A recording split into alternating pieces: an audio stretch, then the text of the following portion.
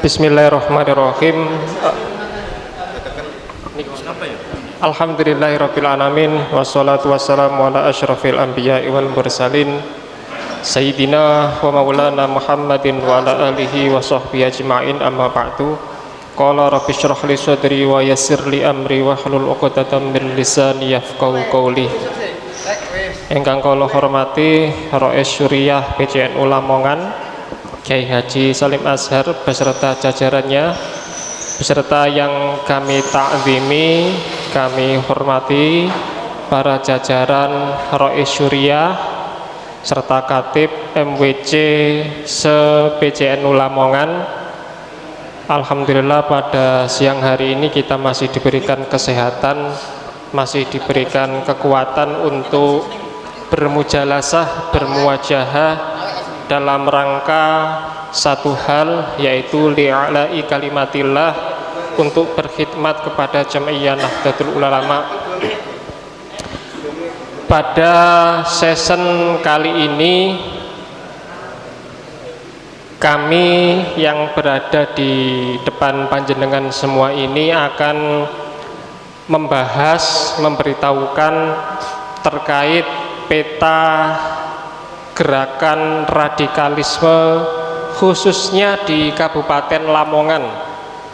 Kenapa ini penting? Karena pasca terjadinya bom Bali 1, Lamongan ini menjadi salah satu kabupaten yang berwarna merah, baik di lingkup Indonesia maupun di lingkup imigrasi internasional. Jika panjenengan semua keluar negeri kemudian KTP-nya, paspornya ngomong Lamongan, itu saringannya lebih ketat daripada daerah-daerah lain. Ya, apalagi menyusul bulan Agustus kemarin, salah satu dari warga kita, ternyata warga Lamongan, yang ditangkap Densus 88. Sekilas nanti lebih dalam akan dipaparkan oleh Pak Fad dan juga Kiai Nur Salim, ya, terkait titik-titik simpul gerakan ideologi radikalisme yang ada di Kabupaten Lamongan. Ini menjadi penting karena apa? Kiai-kiai ini harus bergerak lebih jauh dan lebih depan daripada TNI dan Polri. Kenapa demikian? Karena TNI dan Polri itu bergeraknya kalau ada bukti. Kalau belum ada bukti, TNI dan Polri tidak bisa bergerak. Nah, sebelum itu, ketika ada penyelewengan akidah, ketika ada kesalahan-kesalahan dalam paham keagamaan, maka disinilah letak ijtihad dan juga ibadah para kiai-kiai untuk mendidik umat, untuk membentengi umat dari paparan radikalisme dan ideologi-ideologi yang bertentangan dengan NKRI, yang bertentangan dengan Aswaja. Apalagi seperti yang disampaikan oleh Kiai Mun'im tadi, bahwa tahun 2040 Indonesia akan menjadi trendsetter, akan menjadi rujukan keislaman di dunia. Itu bukan karena apa-apanya, tapi karena paham keislamannya yang wasatiyah, yang moderat, yang tidak radikal. Misalkan beberapa data terkait orang-orang Lamongan yang terlibat dalam jaringan teroris, ini sekilas kami bacakan saja mulai dari awal. Misalkan Amrozi, Ali Gufron, dan Ali Imron yang merupakan orang Tenggulun itu menjadi pelaku bom Bali 1, terjadi pada 12 Oktober 2002. Kemudian Zainul Arifin, Kecamatan Paciran, pelaku bom bunuh diri Poso 3 Juni 2013. Ada juga Iwan, Kecamatan Jetis, ya, Kelurahan Jetis, Kecamatan Lamongan, ditangkap Densus 88 15 Agustus 2013, yang merupakan termasuk jaringan teroris internasional Al-Qaeda. Ada juga Fadlan Mukhallad Solokuro tewas di Irak tahun 2015. Ada juga yang namanya Wildan Mukhallad.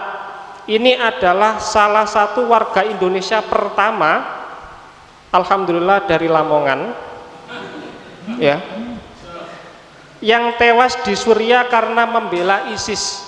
Ini bukan warga negara atau penduduk kabupaten lain di Indonesia, Lamongan, Pak. Ini prestasi yang luar biasa.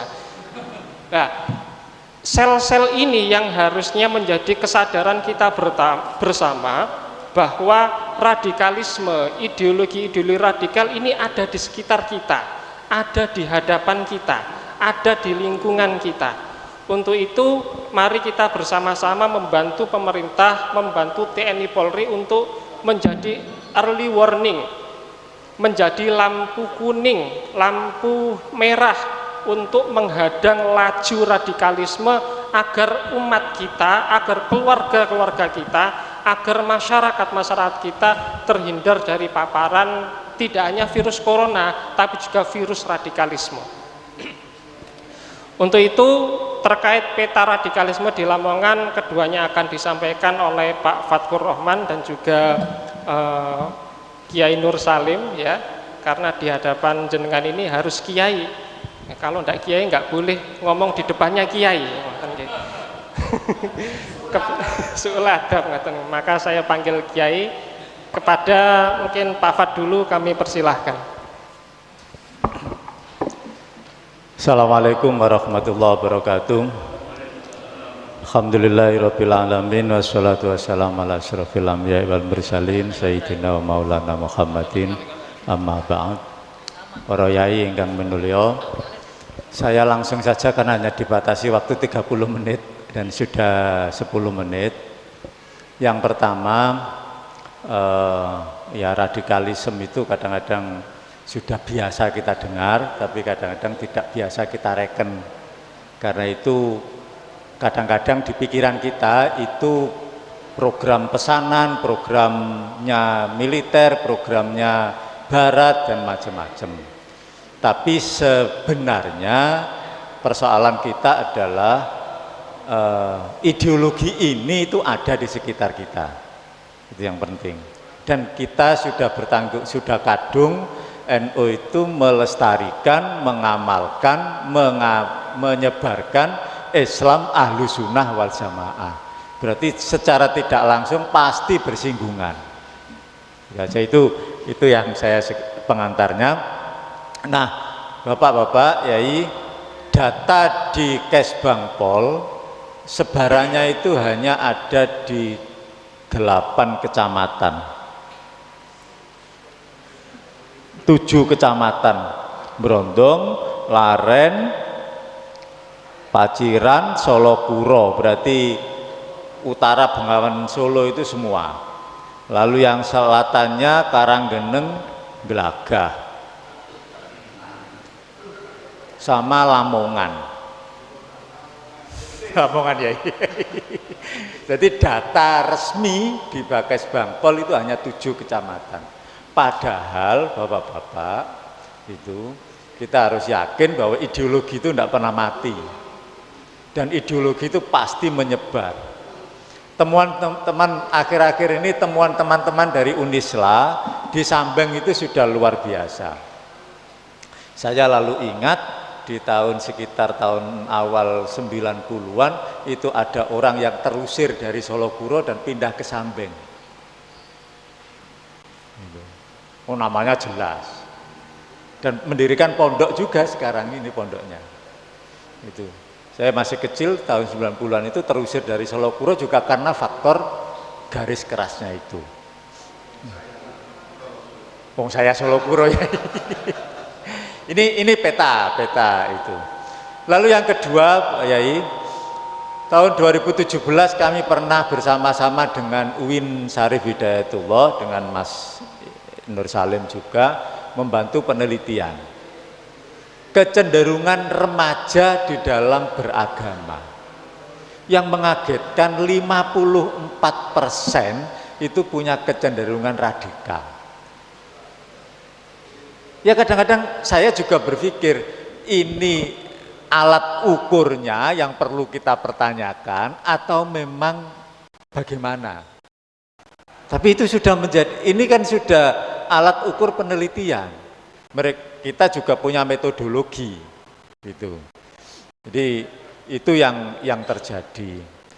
Nah, proses ini para yai yang ingin kami sampaikan bahwa lalu di PCNO rupanya ini menjadi perhatian. Dari peta itu menjadi perhatian.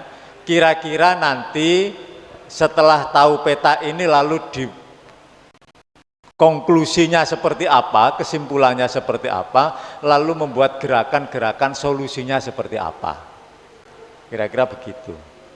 Karena ya terus terang, yang ketiga ingin saya sampaikan sedikit-sedikit aja, Bapak-bapak, kita ini dapat gerakan ini kan imbas. Tahun 70-an ketika menterinya Pak Mukti Ali itu kan ya pengangkatan guru agama SD, guru di Depak, semuanya kan bukan kita. Wong sampean sek P3 blejet. Sek NU, bukan kita. Dan umpama diangkat itu pasti wis gak tape NU ngono lho. Wis mlipir-mlipir, mau gelem diangkat NU-ne mlipir-mlipir. Itu tahun 70-an. Sak Pak Mukti Ali lalu diteruskan Pak Alamsa, Munawir Sazali dan macam-macam lah bapak-bapak merasakan itu. Di tahun-tahun itu kejutan seperti itu ideologinya. Terus terakhir di presidennya SBY mereka difasilitasi yang luar biasa dengan gerakan IT, medsos dan macam-macam itu. Yang kanan yang pakai kelompok wirid, istighosah, apa macam itu. Difasilitasi yang luar biasa. NU yes, pokoknya bahkan diyek-yek guys gitu. Dan macam-macam. Sehingga menurut kami secara geopolitik lokalnya sendiri kita ini juga berhadapan dengan yang seperti itu. Nah ini saya tertarik sekali, lalu nanti kita diskusinya kapan-kapan bagaimana kita mengambil kesimpulan dari persoalan ini, lalu bagaimana kita menentukan langkah-langkah konkret dalam pengembangan Islam Ahlussunnah wal Jamaah.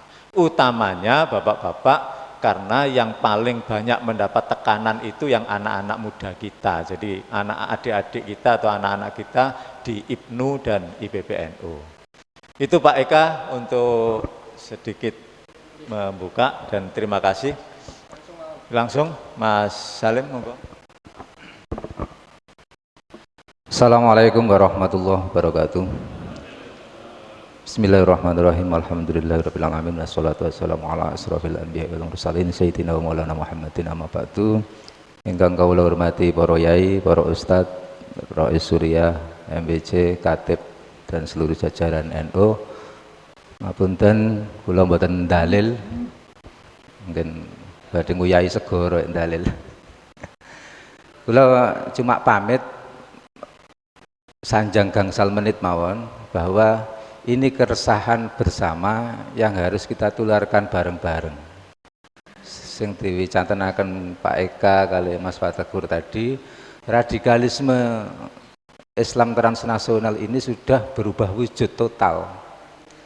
Lek kados pondok pesantren Yai Dipo ten Brondong sing kecekel niku jenengan saged ngantisipasi karena berupa pesantren, berupa pendidikan saged diantisipasi kali NU. Rais Surya saged. Dan Sugiyo wonten Jamaah Al-Bana napa niku sing ndamel kelompok usaha bersama temriku dan Kedompring dan seterusnya niku sing jamaah-jamaah ngoten niku jenengan-jenengan mungkin saged ngantisipasi karena berupa ideologi, berupa akidah, berupa pendidikan. Sing sakniki berubah wujud niku sing radi ewet. Yai Munim tadi sudah ngendikaaken tentang geopolitik. Jenengan jangan berharap Indonesia ini seperti pembangunannya seperti Eropa, sangat maju, karena kita ini masih dikuasai militer. Semua negara yang masih dikuasai militer tidak akan bisa maju. Asia Tenggara, junta militer Myanmar, Thailand, Filipina dan seterusnya, termasuk kita. Yai Mu'nim tadi sudah menceritakan mulai kasus 48, 65 dan seterusnya, itu semuanya permesta, itu semuanya militer semua. Terus kita jangan berharap berkembang karena masih di bayang-bayang itu. Lah, NU yang ada di bawah ini akan apa niki? Efeknya yang akan kita hadapi. Aliran Wahabi, aliran keras sekarang itu berubah wujud ke lari-lari nem. Yang dikatakan Pak Fatkur tadi, hasil penelitian corak beragama anak muda di Lamongan itu memang cenderung radikal gitu. Kecuali yang di pesantren. Saya menggarisbawahi kecuali yang di pesantren. Lah, ternyata yang mendominasi di umum niku sing ngoten, sing keras. Contoh misalnya, kontraktor ageng saat ini niku kalah kali lari nem sing ten warung kopi, beto HP. Lan apa? Saat ini semua tender, semua e-procurement, lelang itu kan elektronik dan dimenangkan lari-lari niku. Ngoten. Sehingga kontraktor besar di Lamongan sekarang beli proyek kepada anak-anak muda itu yang di warung kopi. Karena dia bisa mensiasati nyabotase dokumen jenengan, kontraktor besar yang ada bisa, dan itu memang ahlinya. Jadi saat ini kontraktor besar beli ke anak-anak muda itu. Gitu loh. Nah, ini di semua lini jenengan kulon ini kan tasik tradisional, ndamel proposal, mari ngono stempel, saat ini mboten kan, serba online semua, dados kalah. Kalau wingi wonten bantuan Kemenak 10 juta, 20 juta untuk musola masjid, ya yang menguasai teman-teman itu. Karena memang dia pegangannya HP dan laptop. Kalau panjenengan ngurusi stempel ngoten lho. Terus ini yang banyak diantisipasi, makanya sebelum ada pandemi saja 80% perekonomian kita ini mafia. Jenengan sadean ten peken, sadean apa niku cuma enggak sampai 20%. Yang banyak itu yang tanpa label, ilegal, ekspor, impor ilegal, macam-macam. Nah, sekarang di era pandemi ditambahi lagi selain yang mafia, yang online tadi. Ini parah. NU enggak koman apa-apa gitu loh. Ini NU enggak koman apa-apa. Makanya saya kepingin ngejak jenengan-jenengan ayo berpikir bersama. Kalau kita masih seneng dolan atau senang gayeng di kantor NU saja, di MPC di ranting kita masih ini tradisional akan kalah dengan mereka gitu. Kula panjenengan iki sing bagian tuwek, sing bagian nuturi, sing bagian ngawasi, tapi lare enom kudu diajak sedaya. Yang menjalankan NU ke depan harus arek enom. Karena kita kalah, mainstream kita kalah, pikiran kita kalah, metode kita kalah semua. Wis mboten ngaputi. Saat ini jenengan lek semerap aliran Wahabi berkembang, kelompok namanya Kapula, kelompok pengusaha pemuda Lamongan, itu anggotanya 400 lebih, mayoritas Wahabi semua, dan menguasai semua pusat kuliner, pusat perdagangan, apa itu retail, apa niku lari-lari ngoten sedaya. Lah, sing NU sik seneng seragaman, pelatihan, diklatsar, seneng ngoten-ngoten niku nang kantor, sehingga nggak akan berkembang. Makanya penelitiannya Pak Fatkur dengan UIN itu memang benar. Yang ikut ngoten-ngoten itu cuma 5%, jenengan hitung mawon. Satu desa yang ikut IPENU, Ansor, NU, napa mawon itu pinten? Kecil kan. Dari 2000 anak muda di desa. Paling sing tumpet nggak sampai 700. Ini kegalauan kita bersama bahwa kalau kita masih metode niku kalah total. Makanya metode-metode baru yang harus kita kembangkan, dan itu arek-arek enom kita masukkan semua biar wong tua ki mek jaga akidah dan visi NU ke depan. Saya kira itu yang menjadi pemikiran kita bersama.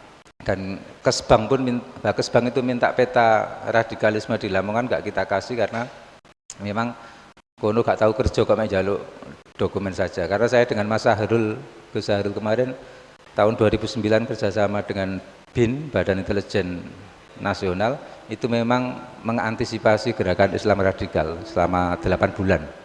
Itu.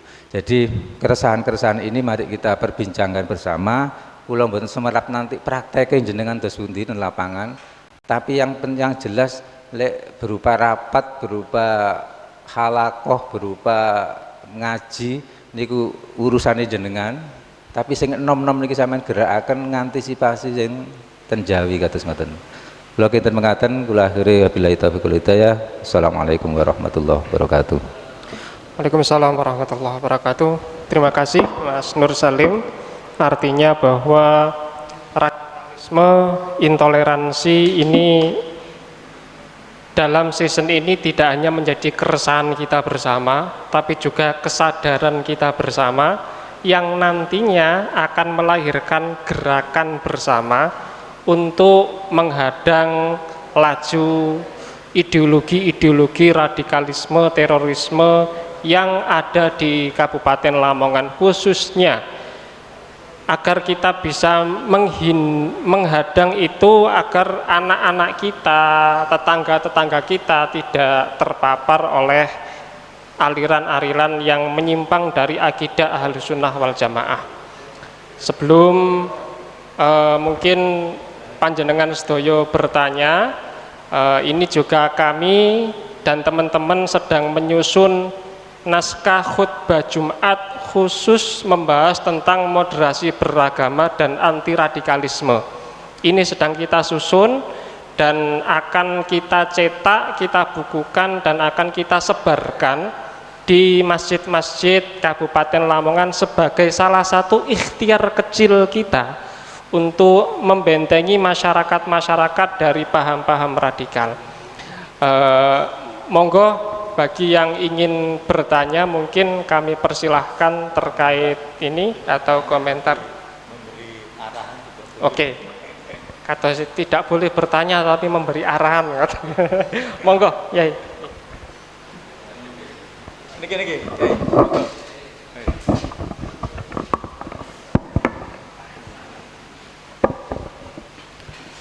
Assalamualaikum warahmatullahi wabarakatuh. Bismillahirrahmanirrahim. Nomor setunggal, kula mboten takok, kersane kanca-kanca yang tanglet. Kula maringi awer-awer niku ya ngeten. NU Lamongan niki sering kula aturke ten para kiai. NU Lamongan niku sing ngedekake tahun 2028 niku Rama Yai Maskur Fakih Galang, guru kula. Dadi kula niki NU kula niku NU bersanad resmi. Terus masih piye-piye tetep NU. Kalian Rama Yai Adnan Blimbing, beliau Roe Surya, Yai Maskur Ketua Tanfidiyah, oleh Mbah Hasim diaturi bakdo jumeneng NU tahun 26, Yai Maskur kur kue muleo mbak Adnan nggawe NU ndok Lamongan. Nah niki mawon mungkin Nur Salim gak ero tak kandhani nak sing gawe NU Yai Maskur ya kali Yai Mastur barang niku mbahipun Yai Ke niku malah cucune pendiri ya rani. Ngeten Romo Yai Maskur sebagai pendiri sering dawuh ten gene kula lan para santri angger Lailatul Istima. Zaman semono ana kanca kula jenenge Ghazali niku tanglet Yai niki mangke Lailatul Jima Yai. Apa? Lailatul Jima ndasmu kono mbek kebu. Lailatul Istima lah. Dawuh beliau ngeten niku berulang kali disampaiake. Ditenono Kang yo NU iku gak bakal mati selagine sik ana rohe NU. Nah rohe NU iku telu Kang, ditenono. Nomor siji sik ana pondok pesantren. Nah pondok pesantren tentu sak kiyaine, sak santrine. Iku jare anak kita Nur Salim aman ya pondok pesantren. Niku selagi sik ana pondok pesantren sak kiyaine. Nomor loro kiai ini NU iku sek gelem silaturahim. Nomor loro iku kuncine. Mergo NU iku lek kiai Kang. Wong sing ditugasno dadi tanfidiyah ngurusi dadi pengurus NU iku diperintahno kiai. Ngoten. Kayak kue besok iku amin sewu kita tak aturke tapi aja gawa metu. Besok iku Kang, kue nek kapan wis masyarakat kepethuk wong Muhammadiyah sing disebut Muhammadiyah. Iki murak marik sih gak sidoan iki soalnya rahasia banget. Mergo iki dirungokno wong dindi dadi gak tak sebut kata terusno. Sing nomor 3 lagi ana Lailatul Istima. Iku kunci rohe NU temeriku. Nah, Lailatul Istima niku biyen diadakno setiap bulan purnama, malam bulan purnama kegiatannya mari maghrib, wirid, sholat hajat, sholat gaib, terus ngaji sampai isya, mari isya mulai iku dikongkon nggawa banyu nduk pinggire lawang iki banyu digawe tombo. Banyu niku kula sing ngangsu nggih banyu buthek ngoten niku. Niku dawuh yai. Selagi sik ana Lailatul Istima. Nah, Lailatul Istima niku amit sewu para yai sakniki ya dadi istighosah, dadi tahlilan rutin, yasinan, dibaan, bangsa ngeten iki dianggap pengembangan dari aparane Lailatul Istima. Selagi telu ku sik ana sampai kiamat NU iku sik urip. Iku dawuh yai. Nah, amit sewu kula mboten ngendori pikiran panjenengan gerak ngono, tapi para sepuh NU tetep mugoi telu hal iki. Maka niki ingkang kita damel sampai saat niki Surya PCN Lamongan niku damel kumpul-kumpul saben 3 wulan sepisan dari rumah kiai yang satu ke rumah kiai yang lain. Kok bakasane apa? Gak atik bakasan, sing penting kumpul. Kok mangan kok terus muncul nggih amit sewu yai niki kok ten daerah mriki enten ngeten terus dibakas. Bakasan amit sewu malih wingi niku gagasane ya Mustafa Kaliya Jalil niki. Iki monggo kita nggawe gerakan apa supranatural apa wingi istilahku pas nggone yai muhasabah ten daleme anu Yai Salim alias Sunan Sendang niku. Ten mriko kula sing mimpin istighosah kali tawasul terus diajak merenungkan sedilu tawasul dengan apa amalan kita sing paling andalan. Cak Yai ki matur kula mboten nemokno. Ngoten. Nah, alhamdulillah mboten suwe sanga niku kok Lamongan dadi ijo ngono lho. Iki Cak Kur, Lamongan dadi ijo dan kula jawab, memang Lamongan itu biar kula ijo. Ijo napa? Ijo NU. Ngoten lho. Dadi Lamongan biyen mula memang ijo, gak peduli ana apa tetep Lamongan iku ijo. Niki ingkang kula aturke dados amit sewu kula menyetujui ingkang panjenengan gagas dan insyaallah mangke kita teruskan. Tapi ya iku mau nabok nyire tangan, cung ngene ana sing sebut tetep di posisinya masing-masing. Niku mawon ingkang kula aturake. Assalamualaikum warahmatullahi wabarakatuh. Kula tambahi. Assalamualaikum. Ngapunten. Kadek takok. Apa yang disampaikan oleh panjenengan selaku kader NU yang muda yang masih energik, informasi dari Pak Dr. Eka bahwa yang ditangkap Densus 88 baik regional, nasional, internasional ternyata rata-rata orang-orang Lamongan, sehingga mereka menganggap bahwa Lamongan adalah sumber radikal. Mature Yai Said yang diaturakan Yai Maskur almarhum almaghfurlah, pokoknya kunci ini telu niku wau, selami 3 niku dijalankan, pun kuatir NU tetap jenggelek di Lamongan. Berarti ini 7 kecamatan yang ada radikal, telu iki gak mlaku. Lamongan kota iku nang ngapunten Pak Salim, berarti gak ono Lailatul Istima, Lailatul Jimak tok niku. Ngoten. Ngapunten, di desa-desa kami rata-rata niku justru arek daftar untuk menjadi ansor, IPN, IPPN itu berduyun-duyun. Kok jenengan matur jari gak ono, ini kan Lamongan gak ono telu niki. Ngapunten, telu niki pun kuatir. Jenengan jalan mawon, kami dari konco-konco kaya akan memberi konsep. Mboten yai niki kok nemen yai njaluk yai saiki debuake buyar. Pun kuatir, tetap semangat, tapi saya bangga punya panjenengan. Konsep yang 7 kecamatan itu ini ngapunten. Dimanapun daerah, kalau memang tokoh itu gerak, apapun yang dibenci oleh orang-orang NU termasuk ada radikal akan mengalami setak. Dulu di Mantub juga gitu, iko lo wong jenggot, iko lo ngene, kalau gitu ayo ngene, biar habis. Gak kena ya dikezip, nonton loh Pak Nur Salim. Wong corona mawon kena dirondeng kok. Pemane sing ketok moto niku. Nah, tapi jenengan tetap jalan sesuai dengan konsep jenengan selaku kader-kader muda. Saya bangga punya panjenengan. Tapi mengatir jalan mawon. Kita yang nengguluk, insya Allah Lamongan akan tetap jadi tempat yang lebih bermanfaat. Allahumma amin. Sekian, semangat. Siapa kita?